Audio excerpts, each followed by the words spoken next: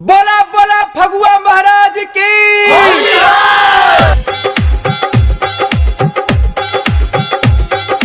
सुनाय साली रंगवा डाली रंगवा डाली। सुनाय साली रंगवा डाली सुनाय साली रंगवा डाली। आज के साथ करे द गाले लाल है होली वाला साल। करे द गाले लाल है होली वाला साल। सुनाय साली रंगवा डाली सुनाय साली रंगवा डाली। आज के साथ करे द गाले लाल है होली वाला साल।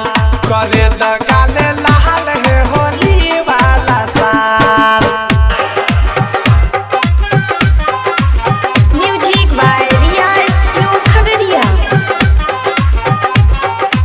DJ DJ DJ Sanjay Raj Sanjay Raj Sanjay Raj. झुमका यार बाली किन के दे दे बनबाद है। पहले चिखाबो हमरा अपन सवाद है। पहले चिखाबो हमरा अपन सवाद है। झुमका यार बाली किन के दे दे बनबाद है। पहले चिखाबो हमरा अपन सवाद है। सुनाय साली घर छ खाली सुनाय साली घर छ खाली। करे द बाबा करे द गाले लाल है होली वाला साल। करे द गाले लाल है होली वाला साल। Music by Riya studio Khagaria.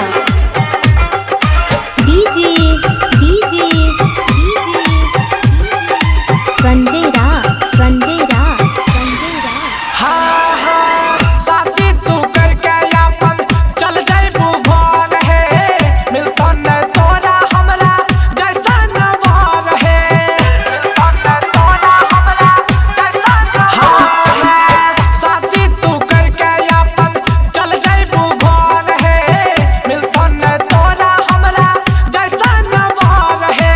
कारण जोहर करे कहर कारण जोहर करे कहर भइल बुरा हाल। करे द गाले लाल है होली वाला साल। करे द गाले लाल है होली वाला साल। सुनाय साली रंगवा डाली सुनाय साली रंगवा डाली। आज के साथ करे द गाले लाल है